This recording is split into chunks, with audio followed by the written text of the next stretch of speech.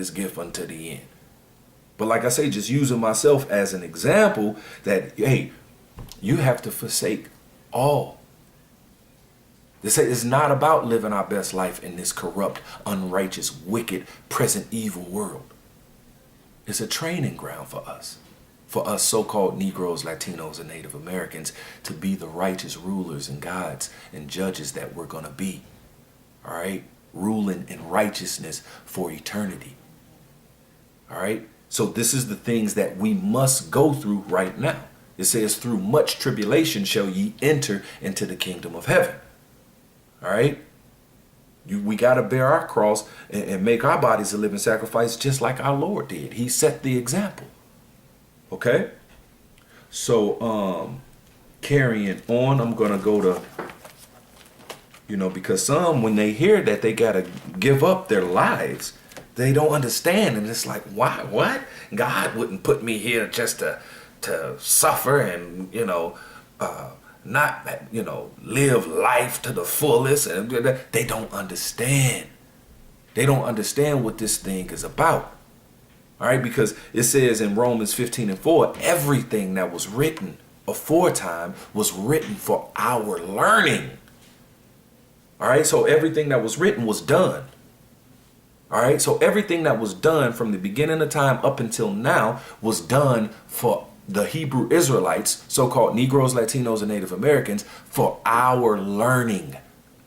Learning what? Learning how to be those righteous rulers, judges, and gods by going through reincarnation after reincarnation, reincarnation after reincarnation, reincarnation after reincarnation of experiences. And that's how you learn. All right, like the scripture says, real quick in this Sirach or Ecclesiasticus 34, chapter 34 and 9, it says, a man that have traveled knoweth many things, and he that have much experience will declare wisdom. All right. He that have much experience will declare wisdom. All right. So we're going through all these experiences, lifetime after lifetime, of being at the top, being at the bottom, being rich, being poor, being this, being that, being, going through everything. You know what I'm saying? For our experience, for we can have wisdom. All right. The same wisdom that ultimately is going to lead to this. This is Wisdom of Solomon, chapter 6. I'll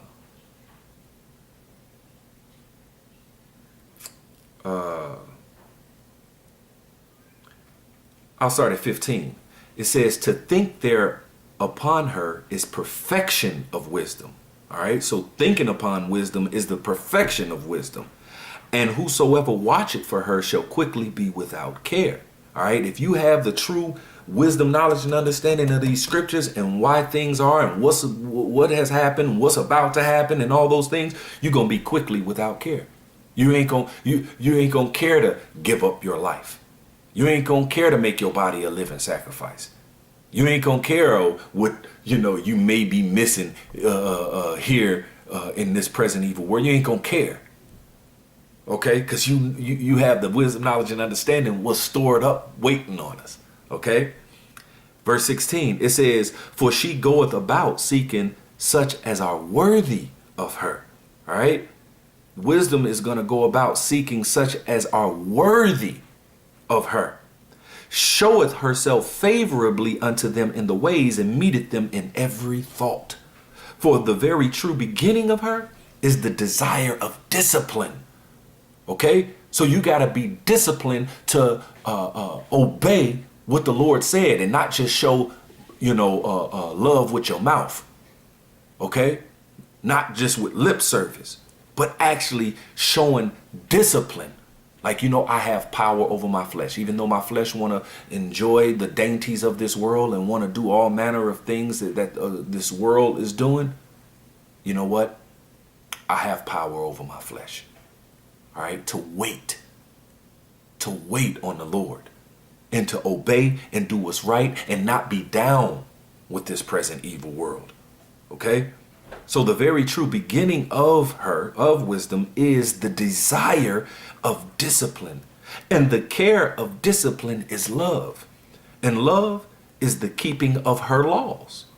And the giving heed unto her laws is the assurance of incorruption. And incorruption maketh us near unto God.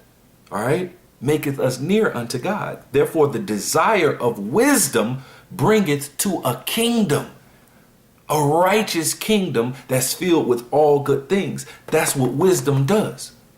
Okay? And verse 24, it says, but in the multitude of the wise is the welfare of the world, and a wise king is the upholding of the people. All right, so we're trying to get wise. We're trying to get this wisdom. So getting this wisdom, we're going through all these different experiences, lifetime after lifetime. And going through all these different experiences is going to be rough. All right, but you overcome it. And you're trudging on, and you're learning, and you're growing. All right, gaining this wisdom, knowledge, and understanding that's going to make you, bring it to a kingdom. All right, it's going to be the welfare of the world. All right, so now we have to make our bodies a living sacrifice and do what he say. Go through all these experiences, and guess what? Though they're going to hate on us, they're going to say all manner of evil about us, they're going to do all type of things, but we just got to keep on loving and speaking the truth. All right, and continuing to learn ourselves. So this is Matthew 19, chapter 19, verse 27.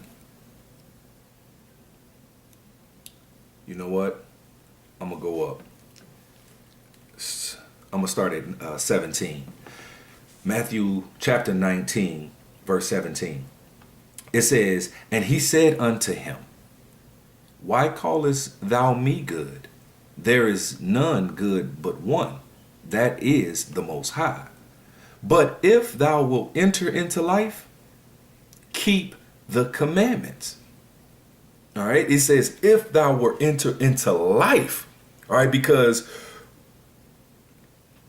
not as in enter into life, into living your best life here in this present evil world. All right. But living in Yahushua. Because matter of fact, let me just, get a couple precepts. This is 2 Corinthians chapter 4 and 16. It says, for which cause we faint not, but though our outward man perish, yet the inward man is renewed day by day. All right. The inward man is renewed day by day. This is what we're building and growing. All right. Our spirit, our inward man is renewed day by day. Our outward man, our flesh, it says, for which cause we faint not, but though our outward man perish. This is, we getting rid of this flesh. All right. Now, of course, we still want to do certain things, have a, nice fat cheeseburger or something, or, go shoot some hoops or something or whatever. But if it's anything contrary to what the scripture says, do or don't do, we obey. OK. But being according to this world, because this world is all about carnality. This world is all about do as thou wilt. Get you a bucket list. Please your flesh. Don't have no regrets. Do all the things that you want to do. All right. That's what this world about. See, but at the end of it all, that's death, because you're not obeying the law, statutes, and commandments of the Most High God, and wanting a world of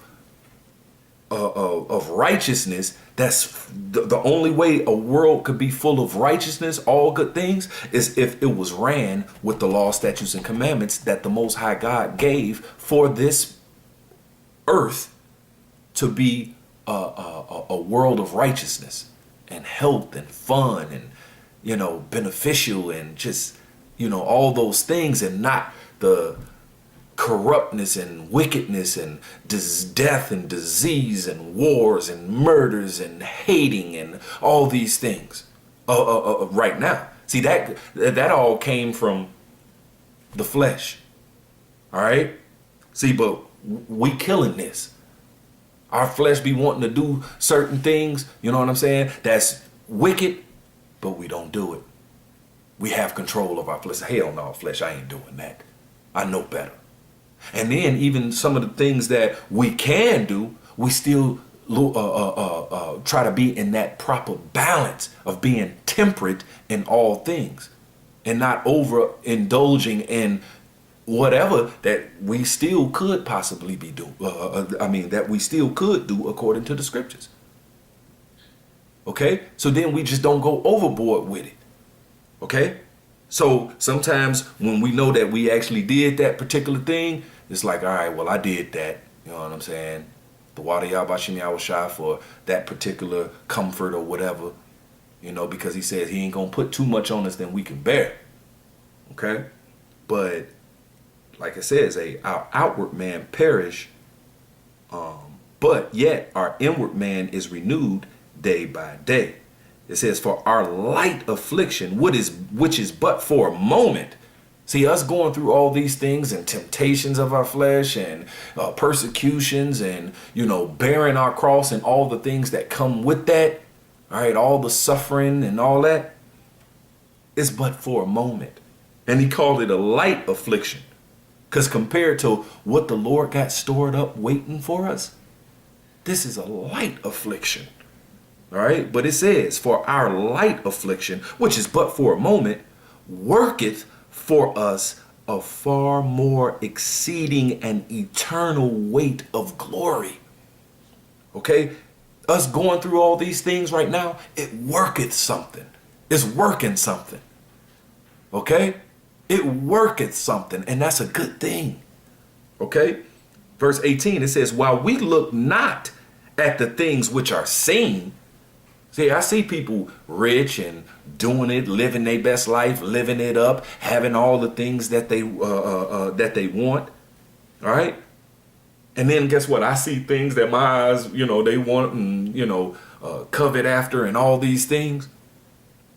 It says, while we look not at the things which are seen. See, we ain't caring about it. It's like I read in that Wisdom of Solomon, Wisdom of Solomon, where it says, and whoso watcheth for her shall quickly be without care. All right, whoso watcheth for wisdom, the true wisdom, knowledge, and understanding of these scriptures, gonna be quickly without care. So that's why 2 Corinthians 4:18, it says, while we look not at the things which are seen. All right, yeah, we see it. Oh, yeah, look good. Look good. Uh-huh. I don't care. Because now I know something that's stored up waiting on us going to be so much better. Okay? It says, but at the things which are, while we look not at the things which are seen, but at the things which are not seen. All right? We don't see the kingdom yet, but that's what we looking forward to. That's what we looking to live our best life in the kingdom. Okay? But we got to wait for it. We don't see it yet. It says, for the things which are seen are temporal, but the things which are not seen are eternal. And that's what we're waiting on. Okay? So right now, our outward man, our flesh, hey, it perishes. You know, we just, hey, killing that old man. But it says, yet the inward man is renewed day by day. Okay? Because going back in this Matthew 19 and 17, it says, and he said unto him, why callest thou me good? There is none good but one, that is God. But if thou wilt enter into life, keep the commandments. All right, enter into life, because in this Ephesians right here, 2:1, it says, and you hath he quickened, meaning made alive, entered into life. And you hath he quickened who were dead in trespasses and sins. All right. Where in time past ye walked according to the course of this world. All right. See, you was trying to live your best life. You was trying to make it. You was trying to be rich. You was trying to have the money, cars, clothes, and the hoes and success here in this present evil world. It says, according to the prince of the power of the air, the spirit that now worketh in the children of disobedience. All right. So if you live in your best life, that spirit worketh in you, and you disobedient. Why call the Lord, Lord, Lord, and doeth not the things that he say? Why are you not obedient? Why are you walking according to the course of this world, trying to live your best life and make it? That's against what the Lord says. Okay? But it says, and you hath he quickened, who were dead in trespasses and sins. All right, remember we just read that our outward man perish, but our inward man is renewed day by day.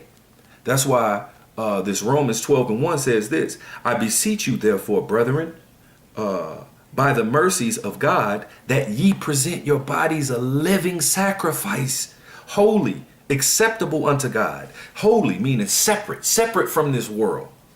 All right, acceptable unto God, which is your reasonable service.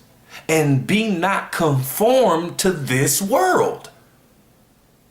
Be not conformed to this world. Being conformed to this world is trying to live your best life. Being conformed to this world is trying to have some type of success in this present evil world. Being conformed to this world is you, wanting to be somebody and wanting some type of title or some type of status, all right, in this world, which we all used to think that was what's up, because we didn't know no better. We were doing it in our ignorance, all right? Growing up, man, we trying to live, man. We trying to eat. We're trying to, make money and be wealthy and do the things that we love to do and, all those things. We didn't know that this was a training ground. We didn't know that this was for us to learn and go through all these things and overcome them. Okay? It says, and be not conformed to this world, but be ye transformed by the renewing of your mind. Okay, that's why it says, but our inward man is renewed day by day. All right, our spirit. All right, and that's where our spirit abides in our mind. Okay, it says, by the renewing of your mind, that ye may prove what is that good and acceptable and perfect will of God.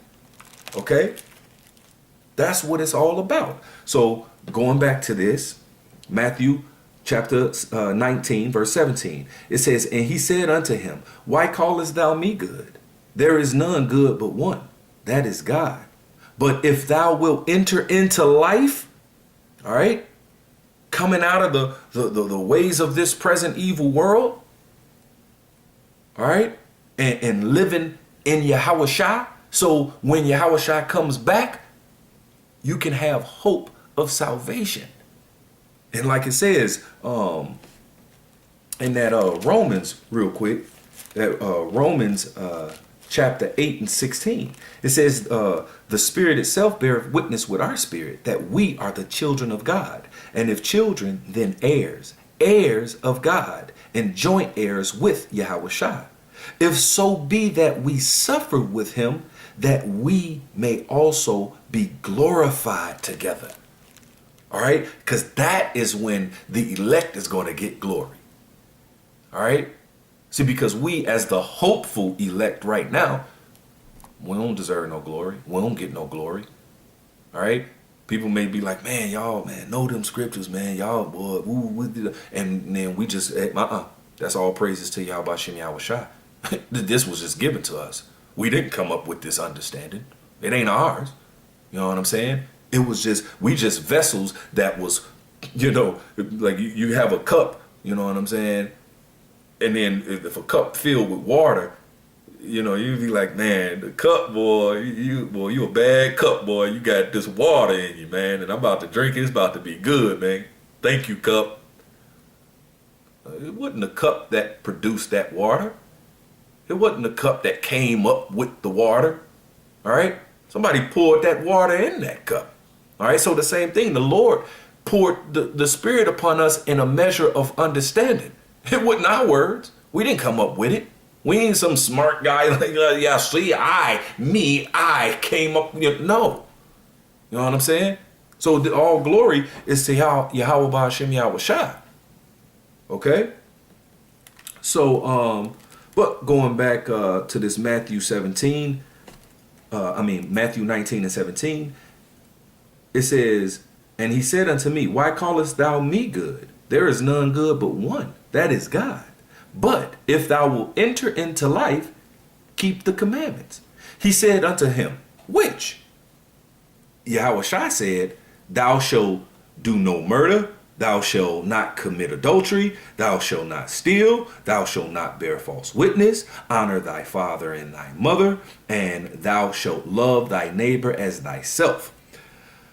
The young man saith unto him, well, all these things I have kept from my youth up. What lack I yet? Okay? So he was doing, some of the things that we should do that really is innately in us for real.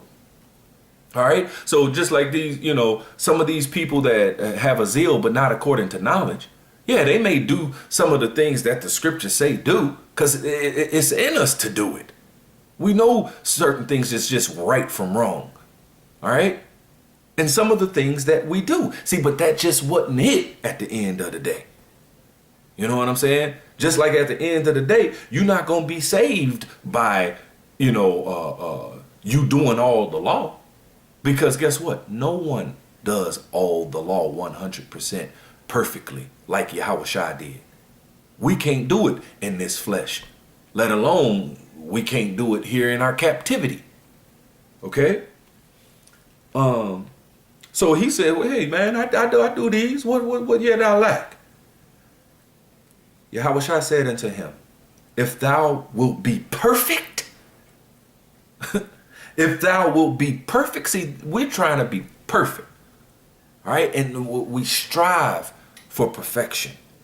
See, but in that striving for perfection, if you want to go on to that, he said, Yahweh Shai said unto him, if thou wilt be perfect, go and sell that thou hast, and give to the poor, and thou shalt have treasure in heaven, and come and follow me. See, you're going to have the money, cars, clothes, and the hoes, and success, and the riches, and I'm just saying, using that as, hey, you're going to have all that your heart's desire in the kingdom, not all that your heart's desire right here and right now in a corrupt, present, evil world. All right?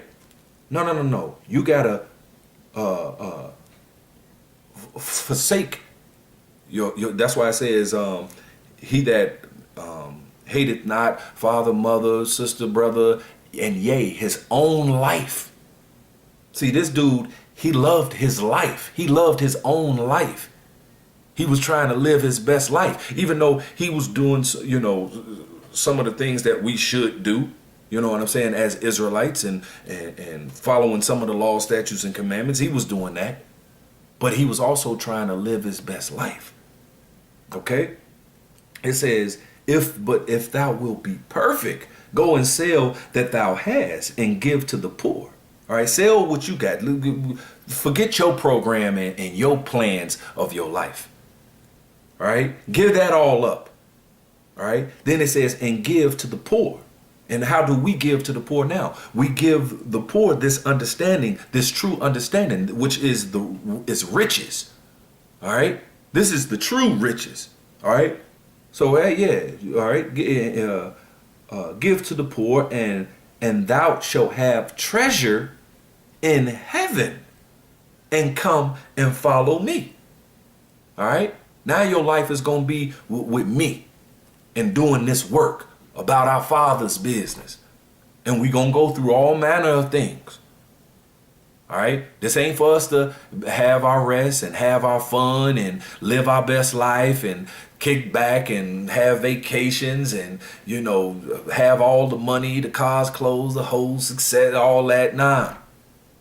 All right. Because this work that we doing, it's going to be some stuff. You know what I'm saying? And it ain't going to feel good. It ain't going to feel good all the time. Okay? It says, but when the young man heard that saying, he went away sorrowful, for he had great possessions. All right, he went away sorrowful because he cared about living his best life.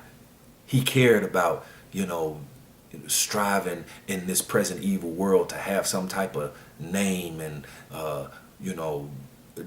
just could do what he want when he wanted to do because he had it. You know what I'm saying? It ain't about that. It says, then said Yahushua unto his disciples, verily, verily, I say that a rich man shall hardly enter into the kingdom of heaven.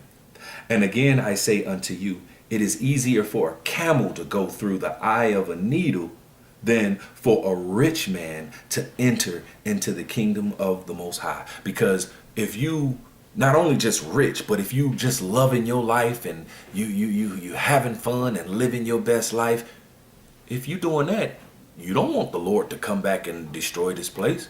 Oh, you living your best life. You having fun. You know what I'm saying? Just like if you at a party, you know what I'm saying? And you having the time of your life. You know what I'm saying? You don't want somebody to come and say, all right, party's over. Nah, you chilling, you in there, you the man, everybody looking at you, you like, man, living your best life, people glorifying you, and you do whatever you want to do. Man, you having fun. You don't want to stop that. All right? So if your mind is on this present evil world and living it up, then you're not thinking about the Lord coming back and destroying this place and setting up the kingdom of heaven, which is going to be right here on this earth. Okay? The kingdom of heaven is going to be on the earth. All right? But you ain't going to want that. Because you living your best life. You living it up. You having fun. All right? It says, when his disciples heard it, they were exceedingly amazed, saying, well, who then can be saved? But Yahushua beheld them and said unto them, with men this is impossible, but with the Most High all things are possible. Then answered Peter and said unto him, behold, we have forsaken all and followed thee. What shall we have therefore? And Yahushua said unto them, verily, verily, I say unto you, that he which hath followed me in the regeneration, when the Son of Man shall sit in the throne of his glory, he also shall sit upon the thrones, judging the 12 tribes of Israel. And every one that hath forsaken houses, or brethren, or sisters, or fathers, or mothers, or wife, or children, or lands, for my name's sake, shall receive 100-fold and shall inherit everlasting life. See, in the kingdom, I want to receive 100-fold. You know what I'm saying? In the kingdom, I want to inherit everlasting life. In the kingdom, I want to live my best life. In a place of all good things, of righteousness. I don't want to hear in this wickedness. Because then that means I'm a part of the wickedness. No, I want to beg the Lord to hasten that day because I'm not with this wickedness. I'm not with this present evil world. And the reason that the Lord has to come back with the judgment anyway. Because if this world was a righteous world, the Lord wouldn't need to come back and judge it. All right, but no, it's wicked. It's a present evil world, as Galatians calls it. All right, and I'm not with it. So I forsake all my plans, all my program and what I thought and what I had in mind and what I had planned for myself. You should do the same thing. Because if you about this world, if you about living your best life, if you about, carrying on in this world and trying to make it, then you are part of the problem. Okay? Carrying on. Let